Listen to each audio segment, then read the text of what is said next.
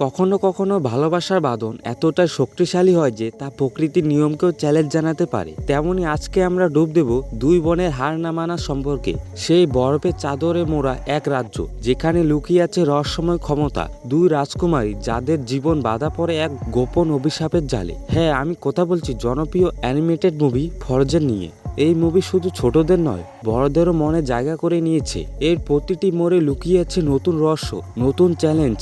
আমরা জানবো আপন জনদের জন্য কিভাবে লড়াই করতে হয়, কিভাবে তাদের ভালোবাসা সব বাধা অতিক্রম করে একটি নতুন রূপ নেয়। তাহলে দেরি না করে চলুন একসাথে ঘুরে আসি অ্যারেন্ডলের সেই বরফের রাজ্যে। তো শুরুতে আমরা অ্যারেন্ডল নামে একটি রাজ্য দেখতে পাই, যেখানে রাজার দুটি কন্যা সন্তান ছিল। বড়টির নাম ছিল এলসা আর ছোটটার নাম আনা। ছোট বোন আনা তার বড় বোন এলসাকে সকালবেলা ঘুম থেকে বারবার ডেকে তুলছিল।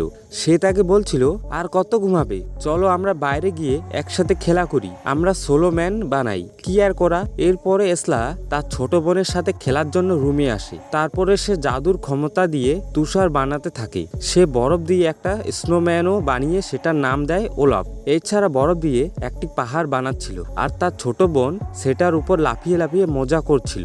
আসলে এলসার জন্ম থেকে একটি অসাধারণ বরফ ও তুষার বানানোর শক্তি ছিল। যখন তারা দুই বোন খেলা করছিল, হঠাৎ করে এলসার পা পিছলে সে পড়ে যায়। আর ঠিক তখনই সেই ম্যাজিক আনার মাথায় গিয়ে লাগে। তখন তার ছোট বোন অজ্ঞান হারিয়ে ফেলে।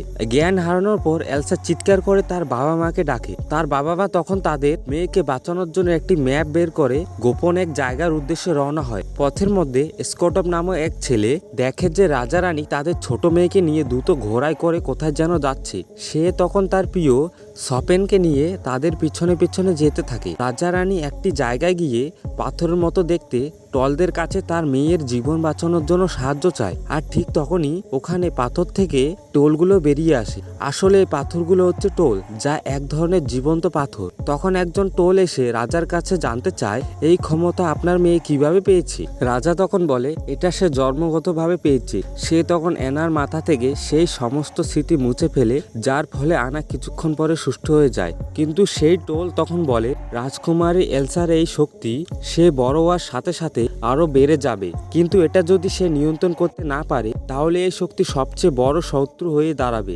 রাজা তখন রাজকুমারীদের নিয়ে রাজ্যে ফিরে আসে। সেদিন থেকে সে তার বড় মেয়ের এই শক্তির জন্য আলাদা একটি রুমে রাখে, যেন সে তার এই ক্ষমতা নিয়ন্ত্রণ করতে পারে। আর বাইরের মানুষের রাজ্যের ভিতরে আসা একদম বন্ধ করে দেয়, যেন তার মেয়ের ক্ষমতা সম্পর্কে কেউ জানতে না পারে। যাই হোক, এরপর থেকে এলসার দিন রুমের ভিতরে একা একা কাটতে থাকে। কিন্তু মাঝে মাঝেই তার ছোট বোন অ্যানা তাকে খেলার জন্য ডাকলেও সে কখনো তার ওই ঘর থেকে বাইরে বের হয় না। এইভাবে আস্তে আস্তে তার শক্তি আরো বাড়তে থাকে।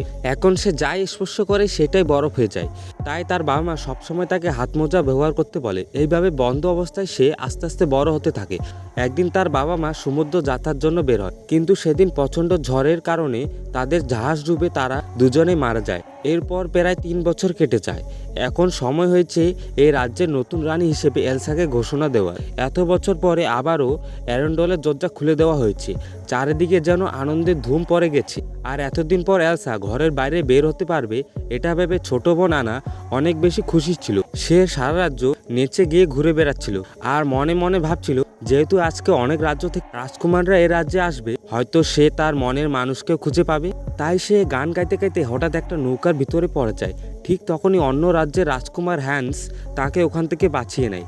হ্যান্সকে দেখে আনা তাকে পছন্দ করে ফেলে। যাই হোক, এরপরে রাজ্যের সমস্ত মন্ত্রীগণ মিলে এলসাকে তাদের নতুন রানী হিসেবে ঘোষণা দেয়। সে তখন তার হাত মুজে খুলে ছোট একটি লাঠি এবং রাজদণ্ড হাতে নেয়। যখন শপথ নিচ্ছিল তখন সে অনেক ভয় পাচ্ছিল, যার ফলে তার হাতে থাকা ওই লাঠি ও রাজদণ্ড বরফ জমতে শুরু করে। তাই সে ভয়ে দ্রুত এগুলো ওখানে রেখে আবার হাত মোজা পরে নেয়। সবাই তখন নতুন রানীকে পেয়ে অনেক বেশি খুশি হয়ে যায়। আনন্দে তারা সবাই গানের তালে তালে নাচছিল।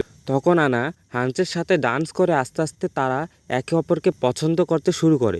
তারা দুজন তখন দুজনকে তাদের মনের কথা জানিয়ে দেয়। এই খুশির দিনে আনা তার বোনকে তার ভালোবাসার কথা জানায়।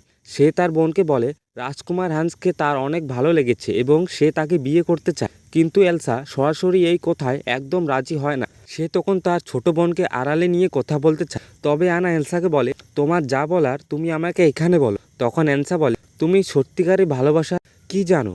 আজকে মাত্র এই ছেলেটির সাথে তোমার দেখা হয়েছে আর তুমি এখনই তোমার জীবনের এত বড় সিদ্ধান্ত নিতে যাচ্ছ। তোমাদের এই বিয়েতে আমি একদমই রাজি নই। তখন আনা তার বোনকে বলে, তুমি সত্যিকারের ভালোবাসার কি বোঝো? তুমি তো এতদিন ঘরের মধ্যে আটকে ছিলে। তুমি শুধু তোমার আপনজনকে দূরে রাখতে পারো। তার ছোট বোনের কোনো কথায় কান না দিয়ে এলসা ওখান থেকে চলে যাচ্ছিল। আর তখনই আনা তার হাত টান দিলে তার হাত মোজা খুলে যায়। এলসা তবুও কোনো কথা না শুনে যখন চলে যাচ্ছিল